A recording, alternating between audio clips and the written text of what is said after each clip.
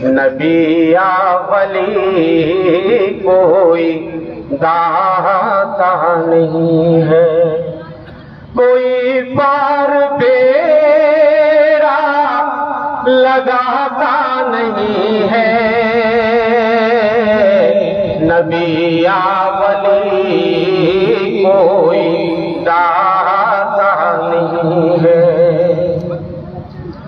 الہی تو ہی مشکل کشا ہے، الہی تو ہی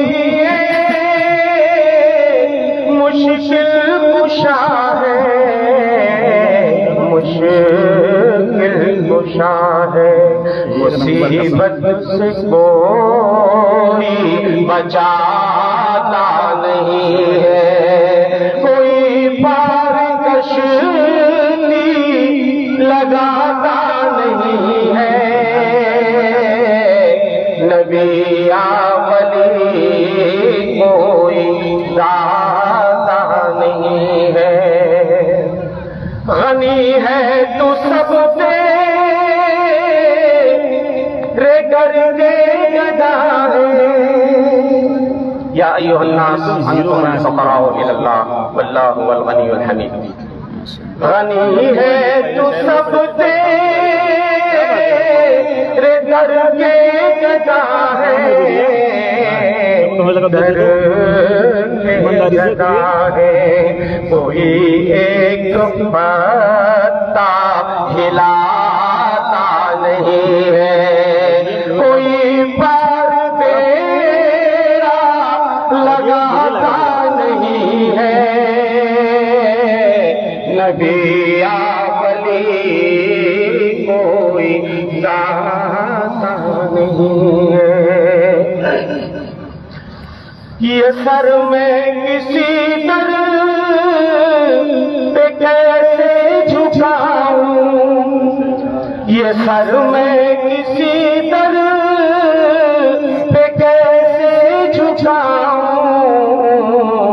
کیسے جھکاؤں، کوئی اور در مجھ کو پاتا نہیں ہے، کوئی پار کشتی لگاتا نہیں ہے،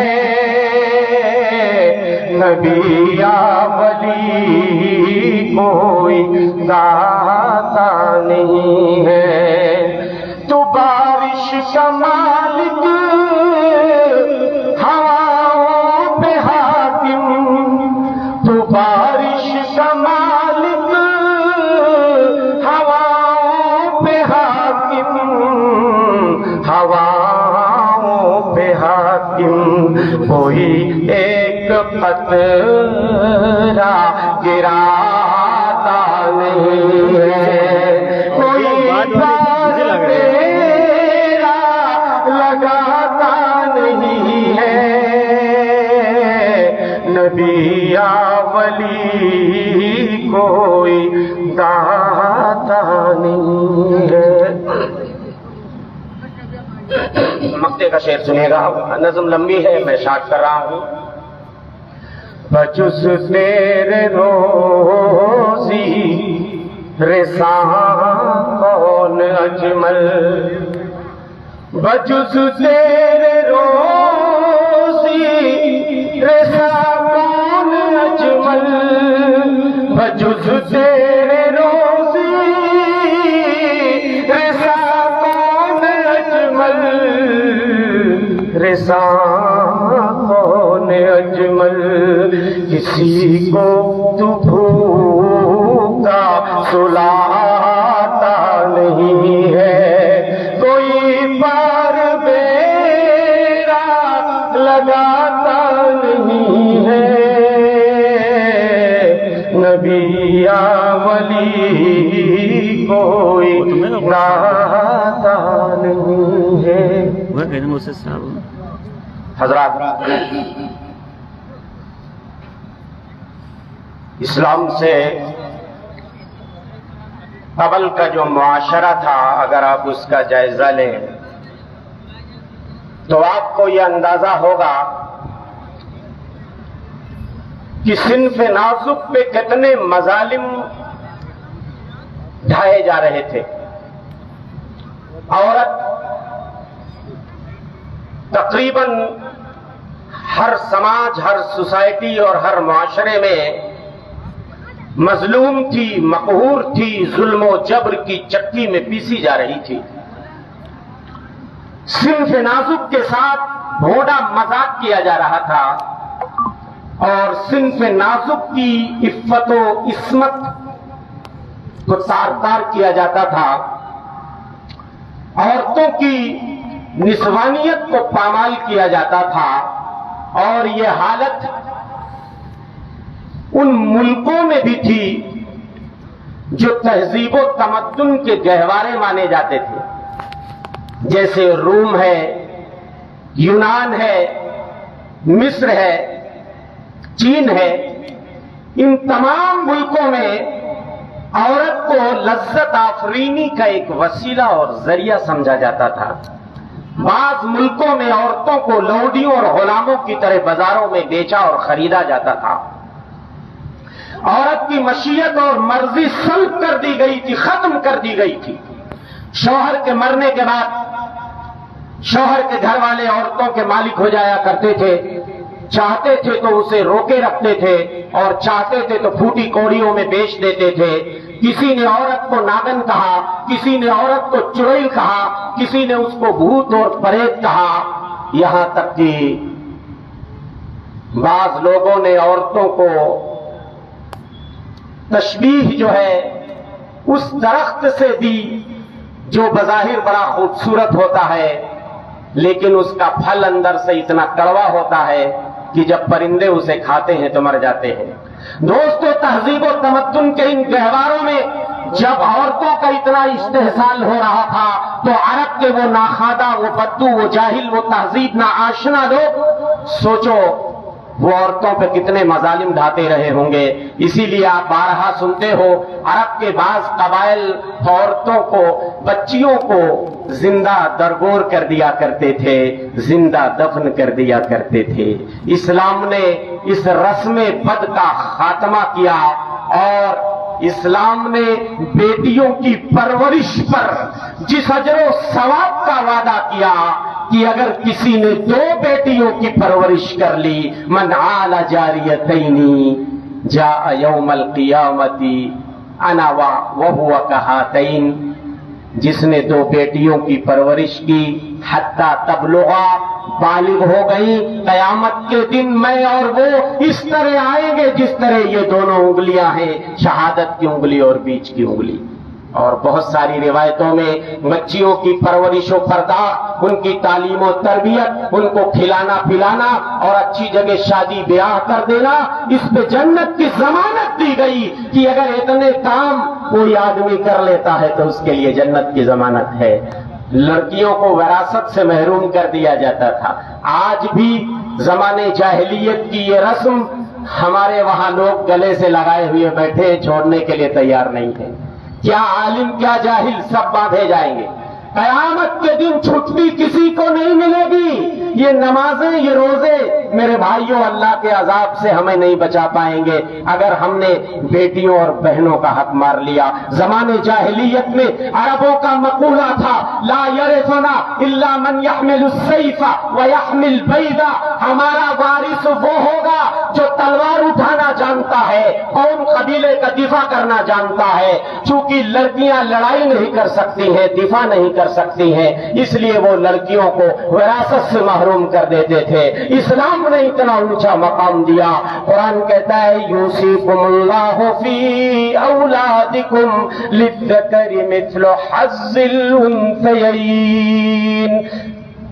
تمہارا پروردگار، تمہارا اللہ تمہاری اولاد کے بارے میں تمہیں وصیت کر رہا ہے، بیٹے کو ڈبل ملے گا، بیٹی کو سنگل ملے گا. اسلام نے حق متعین کر دیا. اور خود ہی بانٹ کر بتا دیا کس کو کتنا ملے گا، میرے بھائیوں اس کے بعد بھی اگر ہم اور آپ بیٹیوں اور بہنوں کو وراثت سے محروم کرتے ہیں تو یہ ہرما نصیبی ہے اور بڑی بد نصیبی ہے، قیامت میں چھٹی کسی کو نہیں ملے گی۔ زمانے جاہلیت میں جتنی منمانی شادیاں لوگ کرتے تھے اسلام نے اس کو 4 میں محصور کر دیا۔ زمانے جاہلیت میں لوگ طلاق کو مذاق سمجھ کے لوگوں نے رکھا تھا، صبح کو طلاق دیا شام کو واپس کر لیا، شام کو طلاق دیا صبح کو واپس بلا لیا، عورتوں کو کھلونا بنا کے رکھ دیا گیا تھا۔ اسلام نے کہا فَأَمْسِكُوهُنَّ بِمَعْرُوفٍ أَوْ سَرِّحُوهُنَّ بِمَعْرُوفٍ، ارے رکھنا ہے تو ڈھنگ سے رکھو، چھوڑنا ہے تو ڈھنگ سے چھوڑ دو، چھوڑنا ہے تو ڈھنگ سے چھوڑ دو۔ عورت کوئی مٹی کا کھلونا نہیں ہے، کوئی بازیچے اطفال نہیں ہے کہ آپ جب چاہو طلاق دے دو اور جب چاہو عورت کو واپس بلا لو۔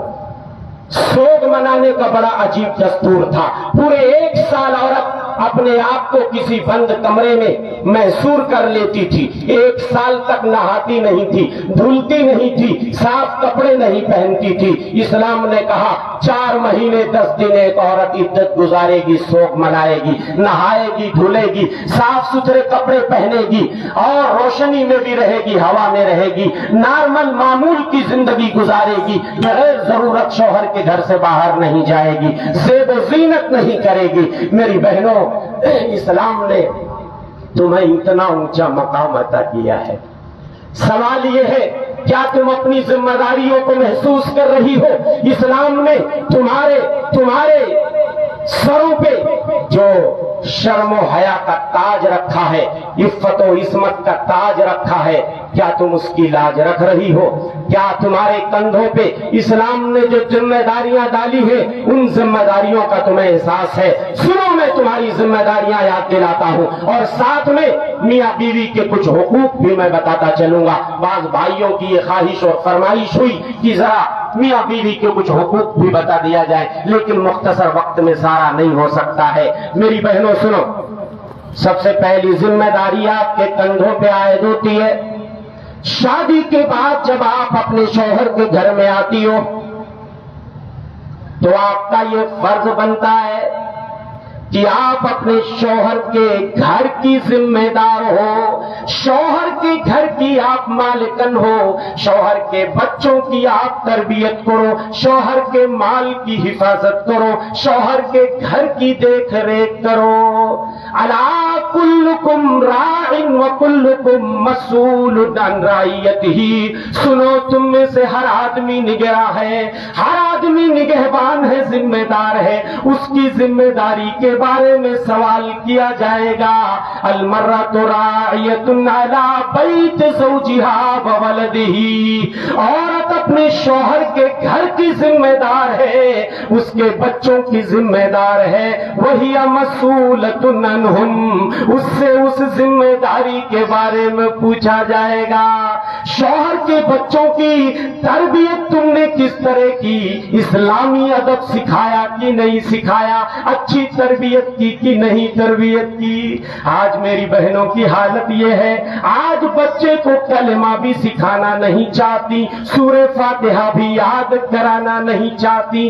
آج ساری ممیاں آن لائن ہو گئی ہیں، بستر پہ پہلے مائیں جب لیٹتی تھیں بچوں کو نوریاں سناتی تھی، بچوں کو دعائیں یاد کراتی تھی، بچوں کو فاتحہ اور درود یاد کراتی تھی، بچوں کو کلمہ یاد کراتی تھی۔ آج کی ممیاں اس قدر آن لائن ہو گئی ہے کہ جب لیٹتی ہے بچہ منہ پھیر لیتا ہے اور اس کی ماں موبائل پہ سیریل دیکھ رہی ہے، کوئی ڈرامہ دیکھ رہی ہے، یا تو گانے سن رہی ہے یا تو فلم دیکھ رہی ہے۔ کلمہ سکھانے کی ذمہ داری آج ہماری بہنوں نے مسجد کے یا مدرسے کے مولوی صاحب پہ ڈال دی ہے۔ یاد رکھو، آپ نے اپنے بچے کو اگر کلمہ یاد کرا دیا، سورہ فاتحہ یاد کرا دیا، جب تک بچہ سورہ فاتحہ پڑھتا رہے گا، کلمہ پڑھتا رہے گا، ثواب تمہارے کھاتے میں درج ہوتا رہے گا۔ آپ اپنا ثواب مولوی صاحب کے کھاتے میں ٹرانسفر کر رہی ہیں. مولوی صاحب کلمہ بھی سکھائے, فاتحہ بھی یاد کرائے, درود بھی سکھائے. اب جب بچہ فاتحہ زندگی بھر پڑھے گا تو اس کا ثواب جو ملے گا بچے کو ملے گا, ساتھ میں اس کے مولوی صاحب کو ملے گا, آپ کو نہیں ملے گا. تو اسلامی ادب سکھاؤ اور بہترین تربیت کرو, اسلامی تربیت کرو. مدرسہ بھیجنے سے پہلے بہت ساری چیزیں اپنے بچوں کو سکھا دیا کرو, یہ آپ کی ذمہ داری ہے. اسی طریقے سے ایک عورت کی ذمہ داری بنتی ہے شادی کے بعد کہ وہ اپنے شوہر کی اطاعت کرے, اس کی فرما برداری کرے. اگر شوہر کسی نافرمانی کا حکم نہیں دے رہا ہے جس سے اللہ کی نافرمانی لازم آتی ہو, اس کام کو نہیں کرنا ہے. انما الطاعۃ فی المعروف, اچھی بھلی چیز میں اطاعت کی جائے گی. لا طاعۃ لمخلوق فی معصیۃ الخالق, اگر خالق کی نافرمانی نہیں ہو رہی ہے تو شوہر کی فرما برداری کرنی ہی پڑے گی. حضرت عمران ابن محسن فرماتے ہیں ان کی پھوپھی نبی کی خدمت میں آتی ہے. اللہ کے رسول صلی اللہ علیہ وسلم ان سے پوچھتے ہیں اذات زوج انتی, یہ بتاؤ او خاتون, یہ بتاؤ تم شوہر والی ہو کہ نہیں, شادی شدہ ہو کہ نہیں؟ انہوں نے کہا اللہ کے رسول میں شادی شدہ ہوں. آپ نے پوچھا تو یہ بتاؤ تم اپنے شوہر کے ساتھ تمہارا معاملہ کیسا ہے؟ کہنے لگی اللہ کے رسول جتنی طاقت ہے اتنی طاقت میں اپنی شوہر کی فرما برداری کرتی ہوں, کوئی کسر نہیں چھوڑتی. کائنات کے امام نے فرمایا فانظری من این انت منہ, فانظری این انت منہ, وہ عورت دیکھ لو تم شوہر کی اطاعت کے حوالے سے کہاں کھڑی ہو. فإنہ جنتک ونارک, تمہارا شوہر تمہارے لیے جنت بھی ہے جہنم بھی ہے. اگر شوہر کی اطاعت کرو گی تو جنت کا راستہ ہموار ہوگا, شوہر کی نافرمانی کرو گی تو جہنم کا راستہ ہموار ہوگا. ایوم امرأۃ صلت خمسها وصامت شهرها وحسنت فرجها واطاعت بعدها دخلت من ای ابواب الجنت الثمانیۃ شاءت. میری بہنوں چند کام کر لو جنت میں داخلہ آسان ہو جائے گا. 5 وقت نماز پڑھ لو, رمضان کے روزے رکھ لو, اپنی شرمگاہوں کی حفاظت کر لو, شوہر کی فرما برداری کر لو. جنت کے 8 دروازوں میں سے جس دروازے سے چاہو داخل ہو جاؤ. بہت ساری ہماری بہنیں یہ کہتی ہیں بیویاں کل ہم ہی فرما برداری کریں, ہاں شوہروں کی بھی تو کچھ ذمہ داری ہے, وہ نہ ہمارا بات مانے. ہاں بولتی ہے کہ نہیں بولتی؟ مجھے کتاب و سنت کے ذخیرے میں کوئی ایسی دلیل نہیں ملی کہ جس طرح عورتوں کو حکم دیا گیا ہے کہ وہ شوہر کی فرما برداری کریں, اطاعت. مردوں کو کہیں نہیں کہا گیا ہے کہ وہ اطاعت کریں. ہاں کوئی اچھا مشورہ ہے تو عورت مرد کو چاہیے کہ وہ مان لیا کرے, ہر بات عورت کی ریجیکٹ نہ کرے, لیکن آنکھ بند کر کے اس کی فرما برداری کا کہیں حکم نہیں دیا گیا ہے. میری بہنوں آپ سوچتی ہو یہ تو بڑی ناانصافی ہے, کوئی ناانصافی نہیں ہے. ارے اسی فرما برداری کے نتیجے میں اللہ تمہیں جنت دے رہا ہے. بتاؤ سودا گھاٹے کا ہے کہ نفع کا ہے؟ اللہ کے رسول صلی اللہ علیہ وسلم فرماتے ہیں الا اخبرکم بنسائکم فی الجنہ, وہ لوگوں میں جنتی عورتوں کے بارے میں تمہیں نہ بتا دوں؟ صحابہ نے کہا اللہ کے رسول ہمیں آپ ضرور بتا دیجئے جنتی عورت کیسی ہوتی ہے. آپ نے فرمایا التی اذا غضب علیہا زوجہا, جب کبھی اس کا شوہر ناراض ہو جائے, شوہر کیا ہو جائے؟ روٹھ جائے, ناراض ہو جائے, تو بیوی کیا کہے؟ ہادھی یدی فی یدک, یہ میرا ہاتھ ہے میں تمہارے تمہارے ہاتھ میں دے رہی ہوں. لا اکتحل بغمز حتی تردا. میرے شوہر نامدار جب تک آپ نہ راضی نہیں ہو جاتے, خوش نہیں ہو جاتے, میں کبھی بھی نیند کا سرما نہیں لگاؤں گی, یعنی سوؤں گی نہیں, آرام نہیں کروں گی, سوؤں گی نہیں چارپائی پہ بستر پہ جب تک آپ مجھ سے خوش نہیں ہو جاتے ہیں. ایک نیک اور فرما بردار عورت کی پہچان نبی بتا رہے ہیں. نبی سے پوچھا گیا ای النساء خیر, بڑھیا عورت کون ہے؟ اگر بڑھیا عورت, اچھی عورت کی فہرست میں نام درج کرانا ہے تو سنو, اللہ کے رسول صلی اللہ علیہ وسلم فرماتے ہیں خیر نسائکم, سب سے بہترین عورت تمہاری عورتوں میں وہ ہے التی اذا امرها زوجها اطاعته, جب اس کا شوہر حکم دے تو اس کی اطاعت کرے. وَإِذَا نَظَرَ إِلَيْهَا سَرَّتْهُ, جب اس کی طرف شوہر دیکھے تو خوش کر دے, خوش کر دے اپنی خوش اسلوبی سے, اپنے خوش اخلاقی سے. شوہر بیوی کو خوش کر دے. وَإِذَا غَابَ عَنْهَا, جب اسے چھوڑ کر دیس پردیس چلا جائے, اس کے مال کی حفاظت کرے, اپنے نفس کی حفاظت کرے. یہ عورت کو حکم دیا گیا اپنے نفس کی حفاظت کرے, شوہر کے مال کی حفاظت کرے. ایسے ہی شوہر, ایک عورت کی ذمہ داری ہے کہ وہ شوہر کے مال کو لٹائے نہیں, برباد نہ کرے. آج عورتیں, شوہر سعودیہ دبئی کما رہا ہے, پرس میں نوٹ بھر کر کے یہ ڈھابا وہ ڈھابا, یہ شاپنگ سینٹر, یہ مال یہاں وہاں, عورتیں شوہر کی گاڑی کمائی کو لٹاتی رہتی ہے, اور بعض تو اپنے مائکے بھی پارسل کرتی رہتی ہے. ذمہ داری ہے شوہر جو گاڑی کمائی لا رہا ہے, بھیج رہا ہے, میری بہنوں آپ کی ذمہ داری ہے کہ تم اس کی حفاظت کرو. اور ایک بات یاد رکھنا, شوہر کے گھر میں کسی ایسے آدمی کو قدم نہیں رکھنے دینا جس کی انٹری کو شوہر ناپسند کرتا ہے.